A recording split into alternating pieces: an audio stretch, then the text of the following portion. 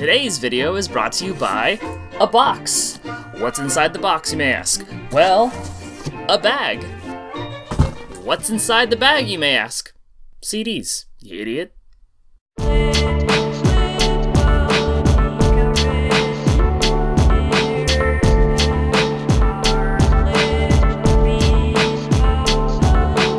Hello, Internet. This is Olin from What I'm Listening To. Merry Christmas, Happy Hanukkah, Happy Kwanzaa, and more importantly, Happy Boxing Day. Hope you all had a lovely holiday time, got some cool stuff, got to see the family, got to relax a little bit. As of this recording, today is the day after Christmas, Boxing Day, and with that, I went on a nice little shopping spree with the Amoeba credits and the money I got during Christmas time, and bought myself a nice bag full of CDs here. In fact, I just literally got back from Amoeba right now. I had to kick my girlfriend out of this room so I could film this video. I'm sorry, Ellen, I love you. But I'm really excited to show off the CDs I have for you today. Most of the things in this bag are actually things I don't know too much about. I either got it impulsively or knew very little about it and wanted to buy it to check it out. So let's jump right into it. Let's dive into this bag here. The first item from the bag here, I have an album by Biosphere. When you browse the internet extensively for music, like I do, you're bound to come across lists upon lists of what's considered the best albums to listen to in any sort of genre. Recently, I stumbled across a chart that profiled some essential ambient albums to listen to, and this one was one of them. From what was described, it was kind of like an Arctic sounding ambient album. Very cold, very chilling, kind of dark, not as dark as maybe Prurient or some of those other guys, but definitely some interesting sounding stuff. So I found a copy of it in the electronica section. I'm very curious to hear what this could sound like. It's also wrapped in this nice little plastic envelope that must mean it's gotta be preserved in some way. I mean, it is out of print, so maybe it's rare, I don't know. But whatever the reasoning, I'm really looking forward to checking it out. It should be a really cool, no pun intended, listen, and perfect for the cold weather that we're experiencing outside here in San Francisco. It's really freaking cold right now.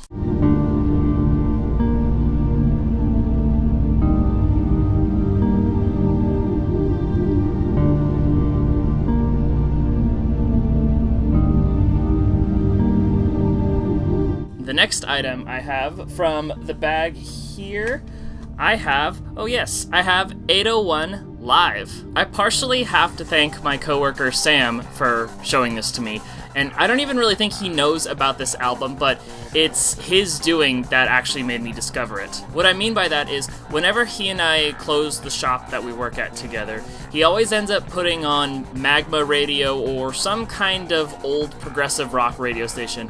It'll play all sorts of crazy, psychedelic, out there kind of music. And no matter what station it is, a song off of this album is bound to come on. And every single time I hear something off of this, I'm always fascinated by it, and I always have to remind myself, look it up, you like it every time you hear it. So I happened to find a copy of it at Amoeba, and I decided, let's check this thing out. The only thing I really know about this record is, for one, it's a live record, but also it features Brian Eno. I'm a big fan of Eno. I have a lot of his stuff in my discography, both his solo stuff and stuff he's done with other people. So, I mean, if he's involved with this, it's gotta be good. Plus, I'm in a small progressive rock kick right now, so this is just perfect medicine that the doctor prescribed. Is that the right thing to say? I really don't know. Whatever. I'm really looking forward to checking this one out. This one should be a great listen.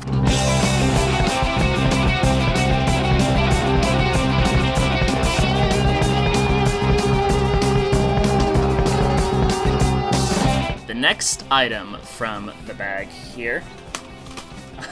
Yes. Good ol' Varg. Burzum is one of the most famous black metal projects out there. All done by one dude, Vargvikrant. He's most notable for contributing a ton of albums to the Norwegian black metal scene in the 90s, even actually being the bassist in the band Mayhem for a very brief period of time. But eventually he got himself arrested because not only was he involved with the various church burnings out there, he ended up murdering Mayhem's guitarist Euronymous. And while he was serving time in prison, he actually was given access to a couple of synthesizers and ended up releasing a couple of albums while he was incarcerated, and this album is one of them. As you can imagine, you can't really make black metal music with the synthesizer, at least not the kind of stuff he was making when he was not arrested. But instead of making black metal, Varg actually completely ditched it and started making dark, ambient, dramatic, even medieval style music. It's all very strange to hear coming from a guy who was making this really abrasive sounding stuff, and then suddenly it's just very different. But albums like these are actually a little hard to find. The black metal stuff is more popular, it's been reissued many times, but this kind of stuff, not paid much attention to. So since I found a copy of this at Amoeba today, I decided to snag it. I have one of his albums in my collection, but this one is just sort of the other end of the spectrum, so this one should be a great listen.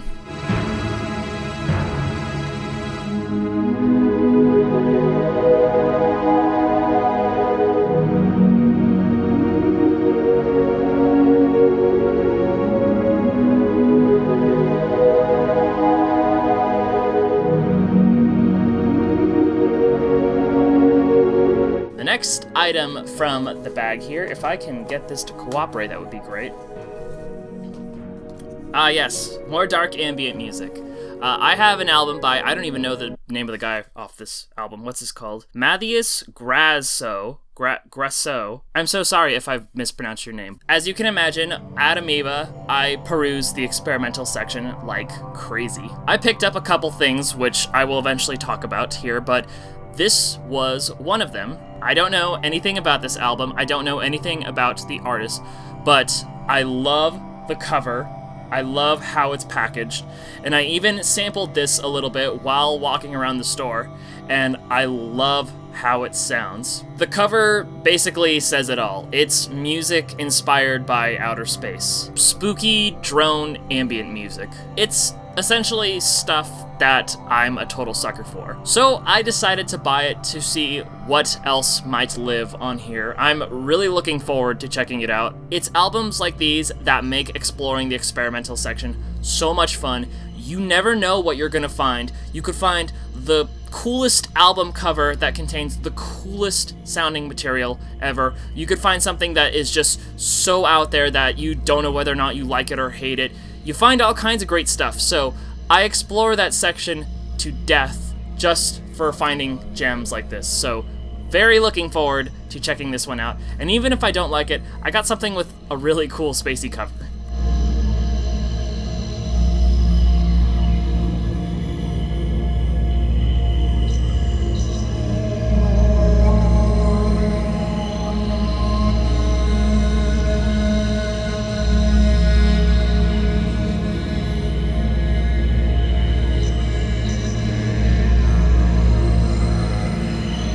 Moving right along, the next item in the bag here. Oh, yes. Okay, so we have Songs Ohio, Didn't It Rain? Yet another band that, browsing the internet long enough, you'll find something by this band on a best of chart. But, like a lot of the stuff I have in my bag here, I really don't know much about the band, let alone the main person behind it. What I do know about this album is it's really nice folk country music to put on during a rainy day. And I'm not gonna lie, the main reason I bought this album is because it has a song called Steve Albany's Blues. I don't even think Steve Albany is involved with this record at all. I don't even think he produced it. I don't think they recorded it at his studio. It's just a song that has his name in it, and it's apparently his blues. I'm really looking forward to diving into this. Oh, and it's put out by Secretly Canadian. That's a fantastic label, so I guess I really can't go wrong with this. From the bridge out of heaven, from the bridge out of heaven, see the big city moving next album from the bag here.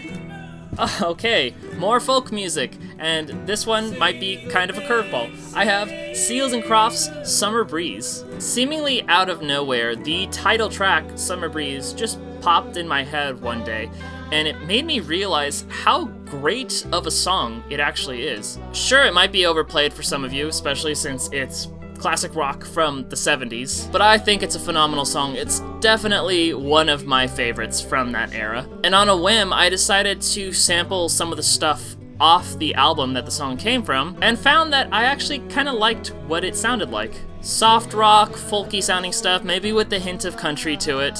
It didn't seem terribly corny like a lot of those 70s records sound like, but I don't know. I'm taking a gamble with this one, like I am with the rest of the stuff here.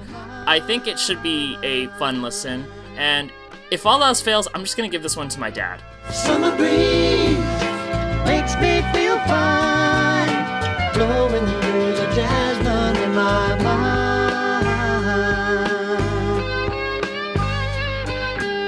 The next album I have for you here, we're getting down to the last one here, and yay, more classic stuff. Booker T and the MGs. Like Seals and Croft, I recently remembered that this band was a thing, and I started listening to a couple cuts off of this and was reminded how awesome they are. Of course, their song Green Onions is the song they're most notable for, but there's some other great stuff on here. Mo Onions is great, Tic Tac Toe is great, there's a song called Summertime on here, no relation to Seals and Crofts, but probably a summertime sounding song. I actually think I have this album on vinyl, which was given to me for free along with a ton of other old records. I just remember putting this album on my turntable one time and really liking what I was hearing, so I decided I should probably get a CD copy of it so I can put it on my computer and listen to it wherever I go. This is great stuff, love this band, and it was only $4.99, so total bargain.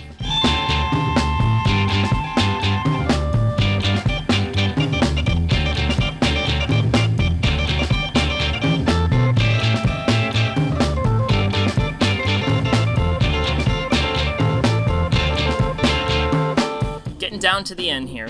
The next item I have for you in the bag, okay, going back to experimental music. I have an album by Angus MacLeese, yet another experimental musician that I just recently discovered from browsing the internet. And this guy I actually know a little more about just because I did some research on him. Angus actually used to be the original drummer for the Velvet Underground, but shortly before they entered the studio to record the Velvet Underground and Nico, he quit the band because he just couldn't work with the members. He didn't like the music they were doing and ultimately decided to go off and do his own thing. And he went off to make a ton of minimal, weird electronic music, and he hung out with a ton of famous New York drone guys like Tony Conrad and Lamont Young. This album is a compilation, 2 discs of a ton of his minimal electronic work. I am actually really excited that I found this. I was listening to his work the other day and I was finding myself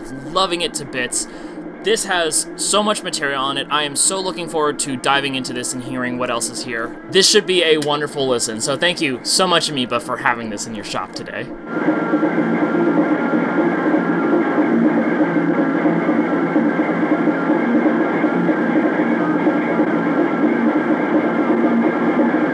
And the last thing I have for you in the bag, this one is the monster here, guys. I really splurged on this. I have a experimental box set of Tony Conrad music. Like I said with that Angus record, Tony Conrad is yet another big figure in the 1960s New York experimental world.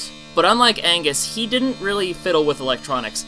Instead, he focused more on experimenting with the violin. This box set is 4 discs of some of his early work, each disc containing one song that's roughly 40 to 60 minutes long a piece. The main reason I bought this is for the first disc, which is for a piece called 4 Violins, which is exactly what it sounds like. 4 very distorted violins all playing some kind of sustained note. It's chaotic, but it's incredible sounding. Ever since I heard that piece, I purposefully tried not to listen to anything else off of this because I thought, I like this. I gotta go find this box set. And Amoeba had a copy of it in their collection. It's kind of pricey, but you know what? I was shopping for new stuff, new and interesting stuff. It was in the experimental section, sucker for it. So I'm just so excited that I have it. I'm gonna rip this open the moment I'm done recording here, read the booklet, check out what's on here. This should be a amazing listen.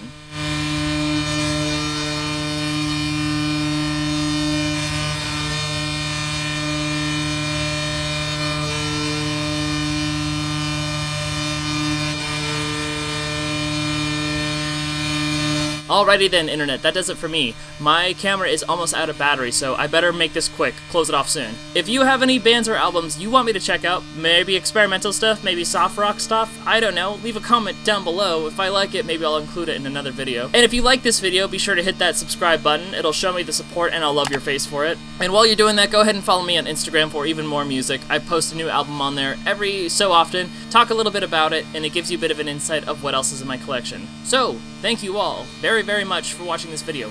Merry Christmas, Happy Hanukkah, Happy Kwanzaa, and most importantly, Happy Boxing Day. This is Olin from What I'm Listening To, signing out. Goodbye. Yes, woman? Do you need... I just have to sink in. Yeah? What you need? I heard you pause, so I Mm-hmm. need this.